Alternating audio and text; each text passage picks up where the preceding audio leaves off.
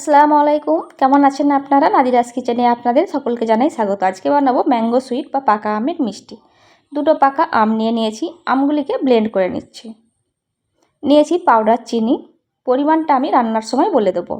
Coconut powder নিয়ে নিয়েছি, বাদামের গুঁড়ো নিয়েছি, আর নিয়েছি পাউডার দুধ। গ্যাসের উপরে কড়াই বসিয়ে দিয়েছি, কড়াইয়ের মধ্যে দিয়ে দিচ্ছি ম্যাঙ্গো পাল্প। এখানে আমি 1 কাপ ম্যাঙ্গো পাল্প দিয়ে দিয়েছি। গ্যাসের ফ্লেমটা একেবারে লোতে রেখেছি। 2-3 কাপ নারকেলের গুঁড়ো দিয়ে দিলাম,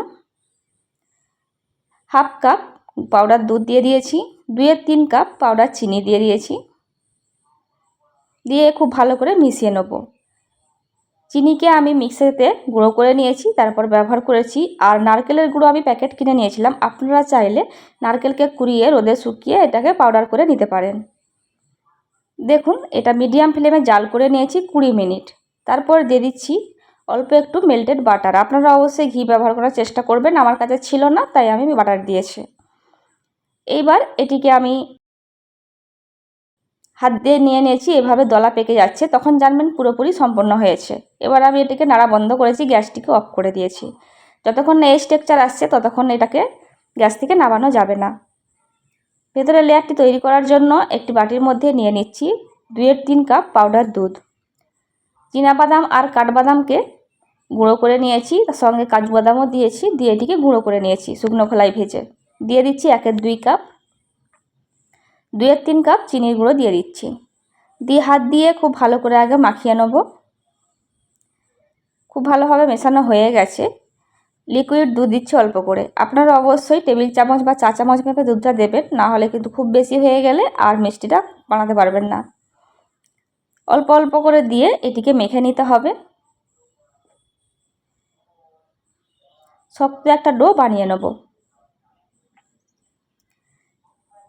দেখবেন হাতে লেগে যাবার সময় আপনারা চাইলে 1 চা চামচ গাওয়া ঘি এর মধ্যে দিতে পারেন। আমি 1 চা চামচ মেল্টেড বাটার দিয়ে দিচ্ছি। দিয়ে আবারও খুব ভালো করে এটিকে মাখিয়ে নেব। বাটার ব্যবহার করলে আনসল্টেড বাটার ব্যবহার করার চেষ্টা করবেন। খুব ভালো করে মাখিয়ে নিয়েছি, এবার এটিকে শেপ দিয়ে দেবো। একটা বাটার পেপার নিয়ে নিয়েছি, বাটার পেপার না থাকলে সাদা কাগজটা আপনারা অবশ্যই ব্যবহার করতে পারবেন। দিয়ে একটু লম্বা করে শেপ দিয়ে নিচ্ছি। ডোয়ের গায়ে দেখবেন কোনো ক্র্যাক না থাকে, সেদিকে অবশ্যই লক্ষ্য রাখতে হবে।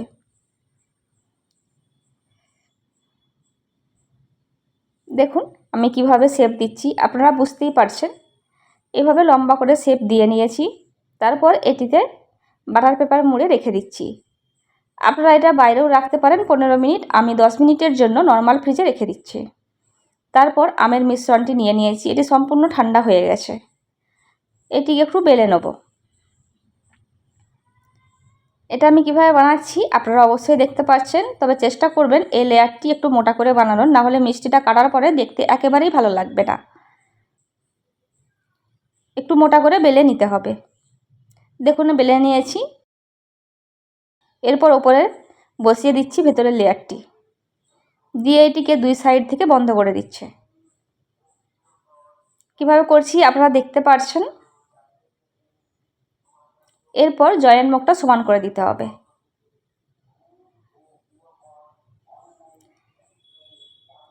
কিভাবে সমান করছি আপনারা নিশ্চয়ই দেখতে পাচ্ছেন।